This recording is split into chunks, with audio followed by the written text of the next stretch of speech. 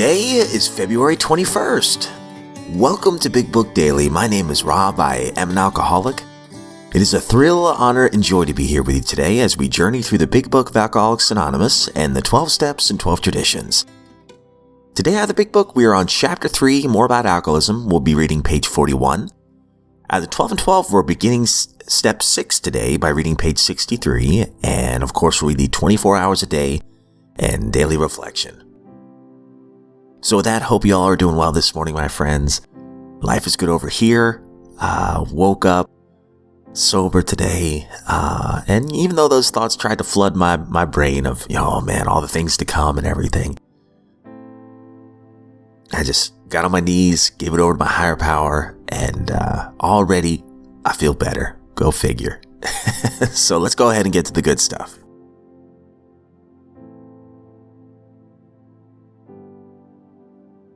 All right, my friends, so if you recall from yesterday's reading out of More About Alcoholism, we've been learning about this guy named Fred. At first, when he first met up with some of the groups from AA, he said, I have some similarities with you guys, but not a lot. I got this. So he went back out, and then he comes back, and now he's been telling his story of why he's back. And then one of the last lines we read yesterday is in the squigglies, the italics, it says, as I crossed the threshold of the dining room, the thought came to my mind that it'd be nice to have a couple of cocktails with dinner. That was all, nothing more. So you can see how the mental obsession is kicking in for Fred here. So we are on the bottom of page 41. As soon as I regained my ability to think, I went carefully over that evening in Washington. Not only had I been off guard, I had made no fight whatever against the first drink. This time, I had not thought of the consequences at all. I had commenced to drink as carelessly as though the cocktails were ginger ale. I now remembered what my alcoholic friends had told me. How they prophesied that if I had an alcoholic mind, the time and place would come that I would drink again. They had said that though I did raise a defense, it would one day give way before some trivial reason for having a drink. Well, just that did happen, and more. For what I learned of alcoholism did not occur to me at all. I knew from that moment that I had an alcoholic mind. I saw that willpower and self-knowledge would not help in those strange mental blank spots. I'd never been able to understand people who said that a problem had them hopelessly defeated. I knew then it was a crushing blow.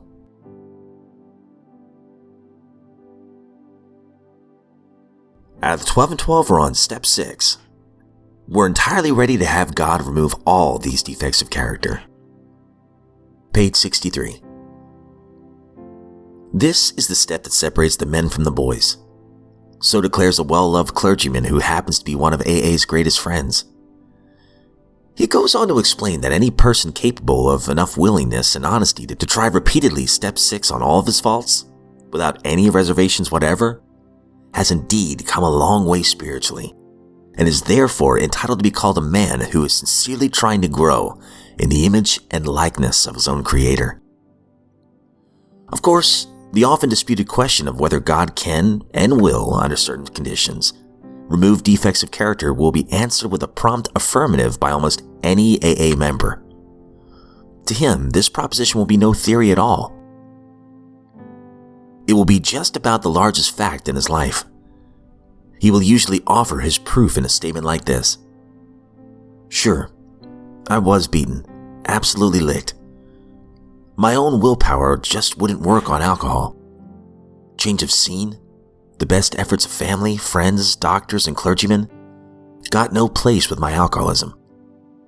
I simply couldn't stop drinking, and no human being could seem to do the job for me. But when I became willing to clean house, and then asked a higher power, God as I understood him, to give me release, my obsession to drink vanished. It was lifted right out of me.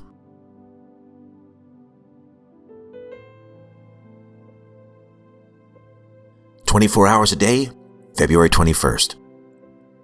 AA thought for the day. I go to the AA meetings because it helps me in my business of keeping sober. And I try to help other alcoholics when I can, because that's a part of my business of keeping sober. I also have a partner in this business, and that's God. I pray to Him every day to help me keep sober. As long as I keep in mind that liquor can never be my friend again, but is now my deadly enemy, and as long as I can remember that my main business is keeping sober and that it's the most important thing in my life, I believe I'll be prepared for that crucial moment when the idea of having a drink pops into my mind. When that idea comes, will I be able to resist it and not take that drink? Meditation for the day. I will be more afraid of spirit unrest, of soul disturbance, of any ruffling of the mind, than of earthquake or fire. When I feel that the calm of my spirit has been broken by the emotional upset, then I must steal away alone with God until my heart sings and all is strong and calm again. Uncalm times are the only times when evil can find an entrance.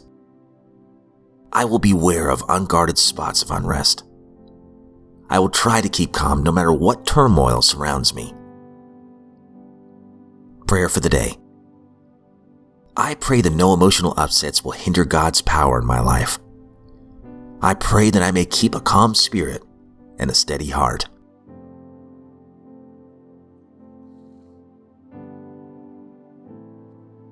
Daily Reflection, February 21st. I am part of the whole. At once I became a part, if only a tiny part, of a cosmos. As Bill sees it, page 225. When I first came to AA, I decided that they were very nice people. Perhaps a little naive, a little too friendly, but basically decent, earnest people with whom I had nothing in common. I saw them at meetings. After all, that was where they existed. I shook hands with them, and when I went out of the door, I forgot about them. Then one day, my higher power, whom I did not then believe in, arranged to create a community project outside of AA, but one which happened to involve many AA members. We worked together.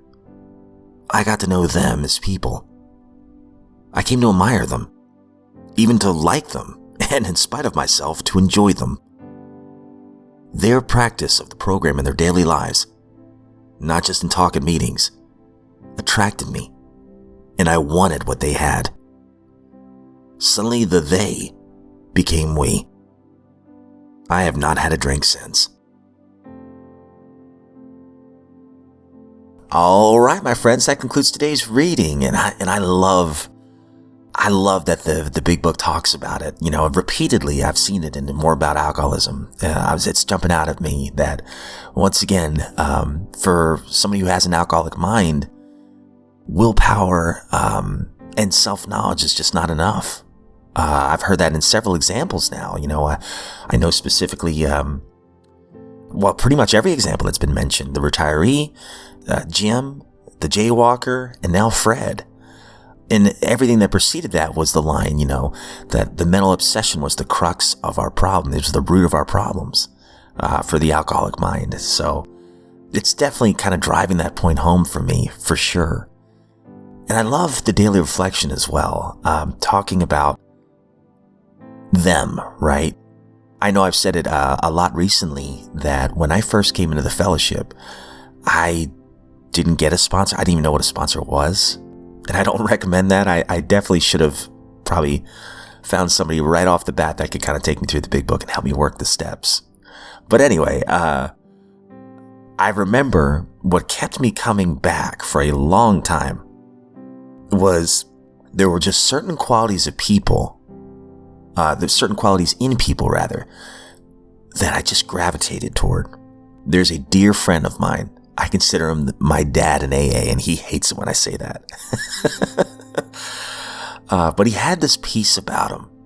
And every time he would share, I would just hone in on what he said. And almost every single time, if not every time, something he said hit home with me.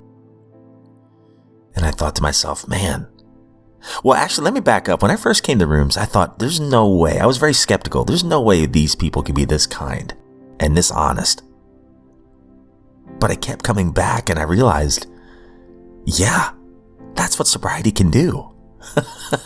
And anyway, going back to my AA dad, I started hanging out with him a little bit. You know, we would have lunch together or something like that. And I would just ask him questions about his faith, and he'd be honest. And he would be the first to admit that he wasn't perfect, that he had his own struggles. And I guess that's what attracted me to want what he had, because here he was being completely honest, not pretending, not putting on a mask. But he's also sober and happy and free. This is the same man that both of his parents had died within like a week and a half. And he had 2 funerals to plan for and everything. And sure enough, he's at a meeting on those nights.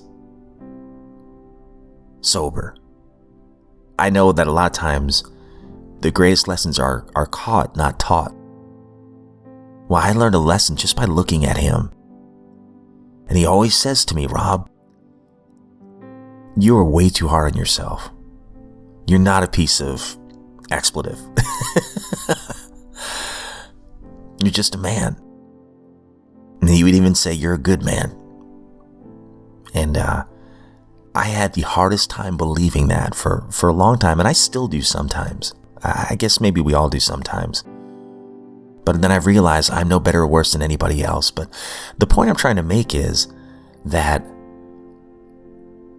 what I found to be in the rooms was sincerity. And I wanted what they had, and that kept me coming back for a long time. And it still keeps me coming back. I've gained a family in the fellowship, and that is a beautiful thing. And that I know that, like, if things were to hit the fan, because they've proven it, they'd be there. And I'd like to say that if things hit the fan for them, I'd be there for them as well. So not only did I gain a honest way of living in the steps, and that teach me just to, and I say the steps all the time, and I guess it sounds like I'm worshiping the steps, and that's not what I mean by that. The steps have helped me to worship my higher power more, and to live an honest way that I just didn't know how to live. It was basically like, at least for me, and I can only speak from my own experience, but for me, it was like the Bible for dummies. Okay, how can I live a life that, as a Christian, I want to live? And following these steps have really helped me to be more honest, not just with others, but with myself, and live a life of integrity. So I've got the program, a beautiful way of living, and I've got a family in the fellowship. And sobriety itself has trickled into every area of my life. My marriage is better. I feel like I'm a better father now, more present. Hopefully I'm a better professional. I know there's adversity every day, but I think that I don't snap as much as I used to. I'm a little bit calmer, slower on the draw, in a good way.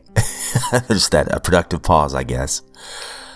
And when I'm not right, I can do what I need to do to get back in the right frame of mind to better serve others.